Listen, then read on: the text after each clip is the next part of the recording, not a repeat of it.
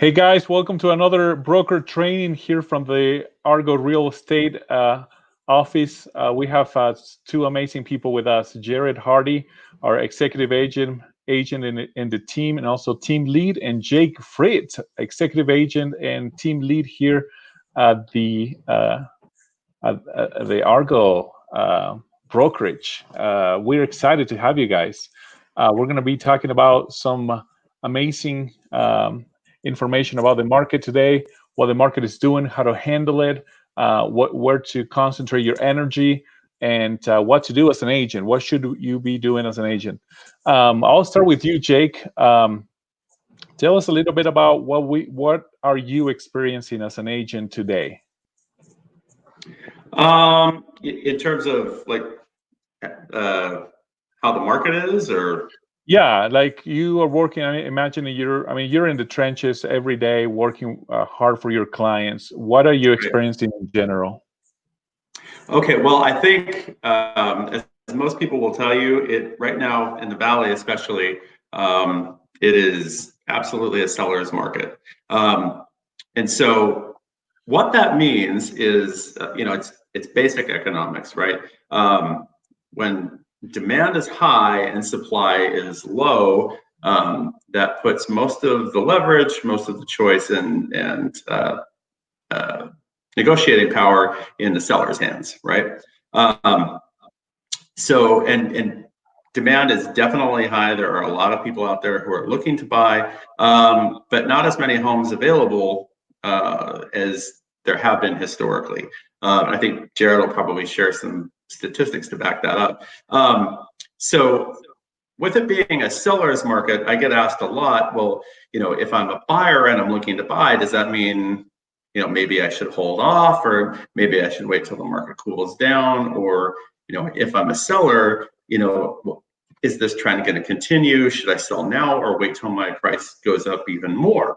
And right now is an awesome time to buy, actually, and it's a great time to sell as well. It really comes down to your individual circumstances, and with an agent who understands the market and understands how to perform and how to leverage based on the context of each transaction. Both buyers and sellers can be very successful right now. Is it possible to be a good time to buy and also a good time to sell at the same time? That sounds strange, but you tell me. It does sound strange. It is, and I will answer that by saying it is a great time to buy for some people, and for others, it might be better to hold off. I suppose that's always true to some degree, but as we continue on, I think I'll probably touch on why it is that it might be a better time for some buyers versus others. Perfect, and we'll go into detail. We'll go into details, more details about that. But absolutely, it all depends as an agent who you're talking to, right? And Yes. If you're talking to a buyer, you wanna talk about some stats like the interest rates today, right? They're amazing. If you're talking to a seller, well, you want to talk about the stats that have to do with what the market has been doing in the last few years, especially the last few months. Jared, what do you have for us? What do you think about this market? What are you experiencing? Well, yeah, like Jake was saying, it is a really strong seller's market right now. In the normal market, we have about 20,000 active homes. Right now, there's only 8,300 active on the market. That's here in the Valley, right? Yep. Yeah, here in the Valley. In the past 30 days, there's been 4,800 new listings. And in the same amount of time, the past 30 days, there's been 10,800 that have gone under contract. So the absorption rate is 10,800. Wow. Under the contract. Absorption rate is only 1.4 months, meaning that if no new listings came on the market, then we would be out of listings in 1.4 months. I mean, no listings on the market. So you're telling me that like in 45 days, we can have no houses to buy? Yep. That's a crazy if no new listings came. Yeah, that's crazy, right? And usually, like you were saying, 15 to 20,000 houses on the market. here in the Valley, that creates an okay market, a balanced market. The inventory is there, and there are options for a buyer. So what else, guys? Anything else that you're experiencing today? In this market? I think, and as I said, we'll go into strategies and the like a little bit later. But I would say, my advice to any agent who's speaking with a prospective buyer is ultimately to be positive and to be encouraging about what's happening right now. Because the fact is that even though prices are high and inventory is low, as you alluded to, Damien, interest rates are at an all-time low. Like, money has literally never been this cheap to borrow. And with some strategy and some careful planning and really working, as kind of a tag team with your buyer, you can totally be successful in, helping them find the homes that they want.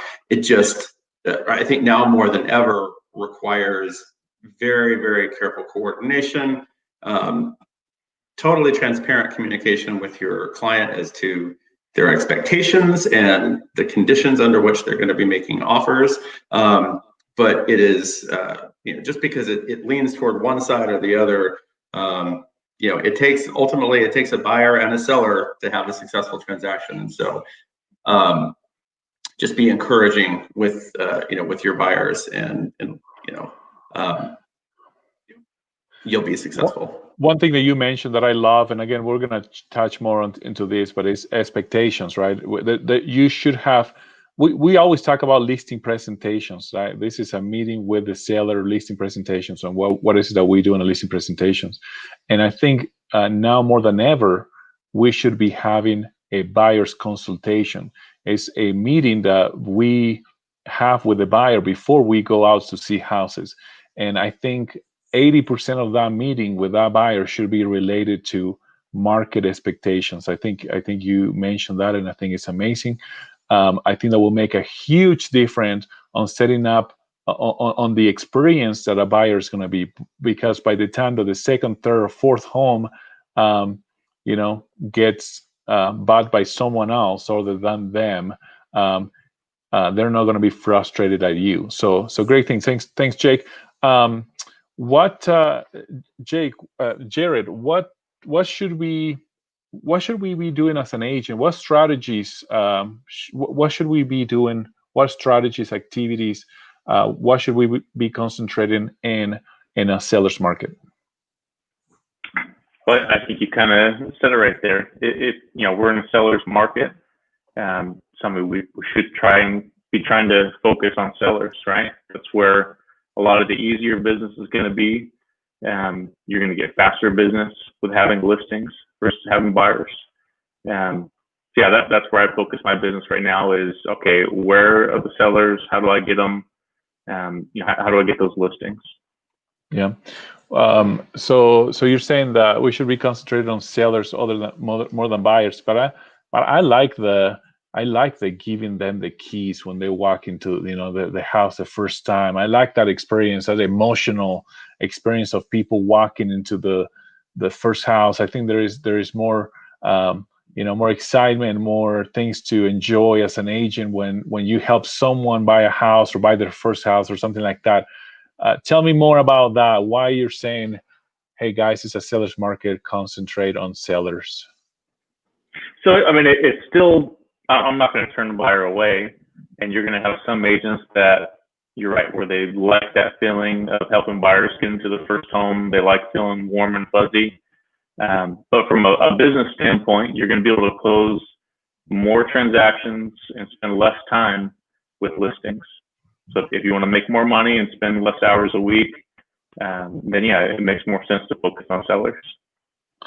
Absolutely. I love that you brought up the business perspective, right? It's you have to see your real estate career as a business. It's your own business. Even though you work under a brokerage or a team, at the end of the day, it's your business, and the amount of time and the amount of energy that you put into it. You know, you have to make decisions when it comes to being a business owner, where you should be putting the energy, the time, the investments, the funds, and all that. Anything else, Jake, to add to that, to what you should be concentrating on in this market? Well, I agree with Jared, and it seems common sense that if we have an opportunity to represent the party in a transaction who has the most leverage, we're probably going to have an easier time of it. But I am definitely one of those agents who I love working with buyers, even though it requires more hours, probably a lot. It's a lot more intense than working with the seller. It's definitely a longer lifespan in terms of the time you're introduced to the client to the time you actually close the transaction. But like over the course of this summer, I think since June, I've successfully helped 6 first-time home buyers get into their homes, and I mean they're all super happy. But there's a few key things that I did with each of them. As you mentioned, like doing a buyer consultation, setting very realistic expectations, and making sure we spend enough time together seeing enough homes to get a very crystal clear picture of what it is that they want, where they want to live. I mean, all of the the who, how, where, what, when, why. I'm spending a lot more time up front making sure that they and I are both clear about, so when we spot that home pops up on the market, they're going to know, I'm going to know that, man, that's the one. And we don't even have to discuss it. We're just in action mode, right? Because we've walked through all the steps. They know what to expect.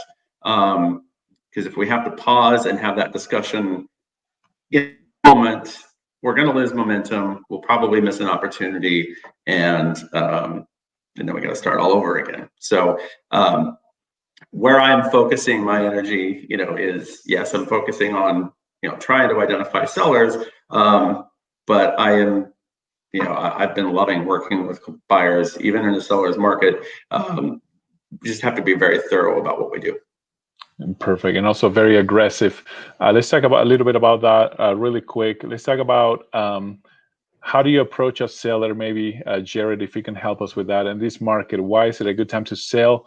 And then Jake, maybe if you can help us with why is a good time to buy? Like if you're talking to a buyer, and I agree with both of you. I personally like sellers in this market. It allows me to leverage my time, my energy. I can only handle 4 qualified or 3 or 4 qualified, ready to go buyers, right? But I can handle 8 to 12 listings, right? So the leverage piece is the one that I like. And however, both of them pay us. We can get paid and we can service, and we can enjoy both of them. Jared, I'm a seller. Is it a good time to sell today? It's an amazing time to sell. I mean, if you're thinking about selling your house, do it now. It's not an understatement to say that on most homes, we're getting multiple offers. There's bidding wars. As long as the house isn't priced too crazy high, you're going to get multiple offers, and it's going to get bid up, or you're going to get the best offer possible. I will say too, it's a time for the seller to kind of push the market as well, to test the waters.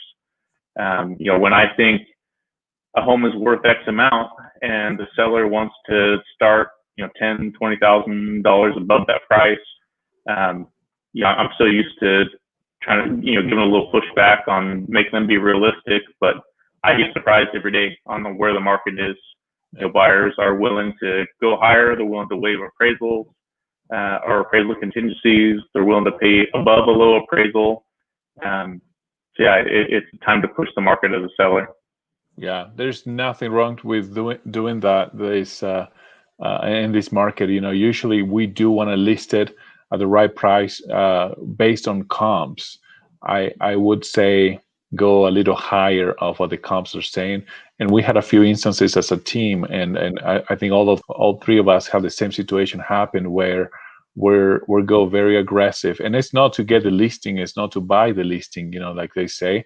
It's just to get the most more money to our sellers, right? And we go 20-30 thousand dollars even above asking price or above comps, and we're getting them.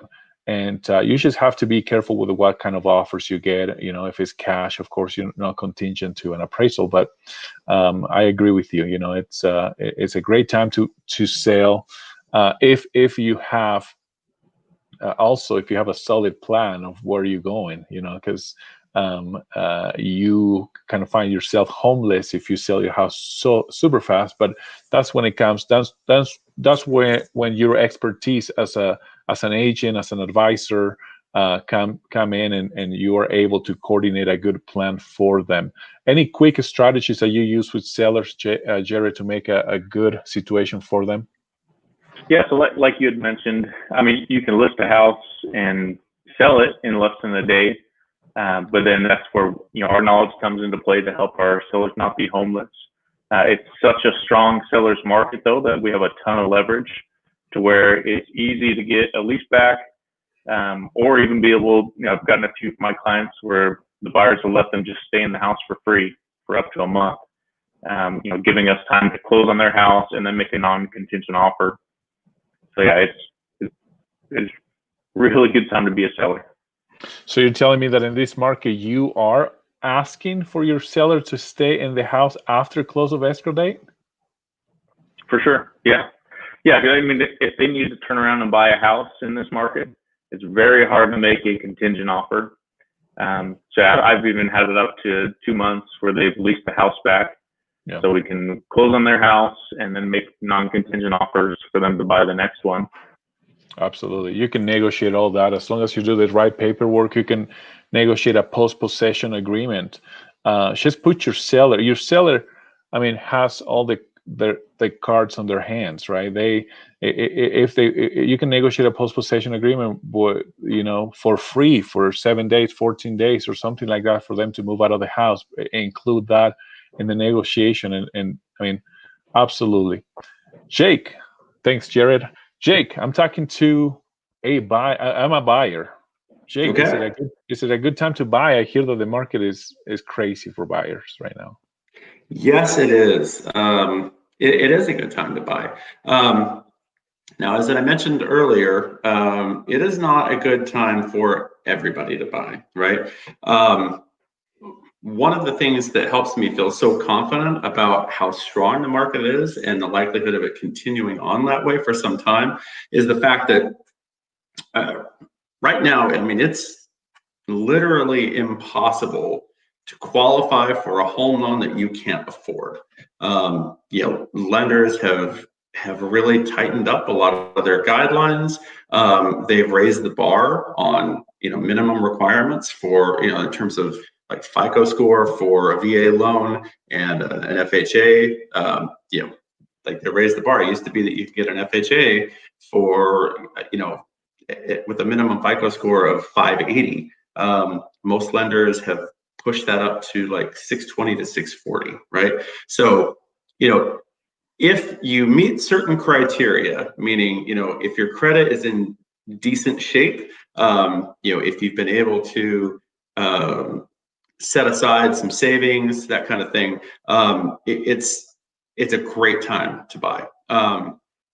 So with that said, it takes some planning. It takes some real analysis and some careful thought about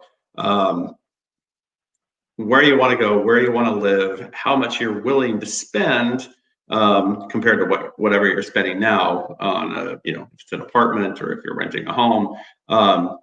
It's really important. Whereas I think in times past, I've worked with buyers and kind of had a brief pre-qualification discussion out of the way, and then we just start searching for homes, right? And we just kind of go on an adventure together. Well, right now we're circumstances are very different. Nobody really wants to go look through a bunch of homes they never have a chance of being able to live in, right? So that buyer consultation is critically important. If you need to get that, by all means. Absolutely. I'm sorry. So It's next client. Yeah, exactly. It's a buyer. So it is a great time to buy, but we just have to make sure that we prepare, set the right expectations, and then execute a plan very carefully. And if we do that, we're going to be awesome. One thing that you mentioned, Jake, that I absolutely agree with when talking to a buyer, and the main concern is prices are extremely high. Why would I buy today, Jake? You know, and actually the prices are high. Prices have been going up like crazy, but the really low interest rates allow you to buy a house. And have the same mortgage payments, you know, that if you would have bought the house 2 or 3 years ago, which to me is crazy. You know, that you can get an interest rate today below 3%, 2.25%, 2.5%. So even though, yeah, the prices are high, Mr. Buyer, I agree with you. I mean, the prices increased 10%, 8 to 10% in the last 12 months. However, let me break it down for you. Let me show you how if you would have bought this house 2 years ago, you probably have the same payments, which is amazing. So the interest rates are amazing, and it's a conversation you have to have with your buyer. To finish the video, the training, guys, 2 quick suggestions from you guys on if you're working with a buyer. Let's say that you are working with a buyer in this very aggressive market, multiple offers. 2 quick suggestions, Jake and Jared, on what would you do, mainly in the contract and the offer. In the offer, what strategies you use, and maybe out of there's some things that you guys do outside of the contract too, but 2 strategies in general that you guys use to get your buyer or your offer accepted in this market. You first, Jared. Awesome. Yeah, so I mean, you have to be very aggressive in this market. You know, one of the, obviously with the price, you have to be aggressive. The way that I'll find out, you know, what price we're really going to make, you know, it really comes down to creating a good relationship with the listing agent. You're talking to them, building a rapport with them, trying to find out what other offers they have, what's their best offer, so you can come in above that. So that's one of the biggest things, is build rapport with the listing agent, stand out compared to the other 10 to 20 other offers they have. One other trick that I like to do that, you know, isn't a monetary thing, but it helps you know, sellers, is I like to shorten the inspection period. So I usually drop that down to 5 days on the contract. So it doesn't cost my buyer anything, but it just gives reassurance to the seller. Absolutely. And all you have to do is move a little faster to coordinate the inspection, which is totally doable. Usually inspection companies can do it within 3 days, you know, so great strategy. Jake, what do you have for us? So you asked about things that we specifically do when we're writing the offer. And I think as Jared indicated, there's probably so much more to how I've been successful in, you know, getting these contracts to stick for first-time home buyers. There's so much more beyond what actually goes into the contract. But there are 2 strategies that I've had to employ almost every single time. Number 1 is we have to address in some way what's going to happen if the appraisal comes in low, right? Because when you've got a market that's rapidly appreciating, you know, buyer and seller need to understand if financing is involved, then the home is going to need to be appraised, and the lender is not going to lend any more than the home appraises for. So we hope that that's not the case, and we hope buyer and seller have both done their homework. But in the event that the appraisal comes in low, if the buyer is in a position to do it, I will offer right up front to say, well, you know, if the appraisal comes in low, buyer will agree to offer $5,000 to $8,000 above the appraised value up to a certain amount, which is usually, you know, the purchase price. Perfect. So that's one strategy. And the second one is involves a little bit of communication with the listing agent, and then I'll put it into writing. I will ask, you mentioned about how the sellers hold all the cards right now. Some listing agents are better than others at really identifying what the seller really wants or what their really motivation is. So through a series of phone calls with listing agents, I try to determine that for myself. So for example, I'll call up a listing agent and say, hey, my buyer is very interested in making an offer. What can you tell me about what the sellers need beyond the sales price? Where are they? Are they moving out of state now? Are they moving across town? Are they waiting for a new build? Could they use an extra couple of weeks after we close to stay in the home and to get packed and moved? What do you think that, isn't dollars and cents, but what other things could we maybe offer your seller to help them feel more comfortable making the transition to wherever they're going next? That's perfect. And then whatever I determine that is, if anything, I'll put it in section 8 under the, the additional terms. So those are the two things that I have had most success with this year. You guys are rock stars. Thank you so much for sharing all this information with us today, guys. And thank you thanks for your time. For the agents watching this training video, if you have any questions about any of these strategies or want to know more, please contact your lead agent or your broker, and we're always happy to help you. Thank you, guys. Thank you. Thanks. See you later.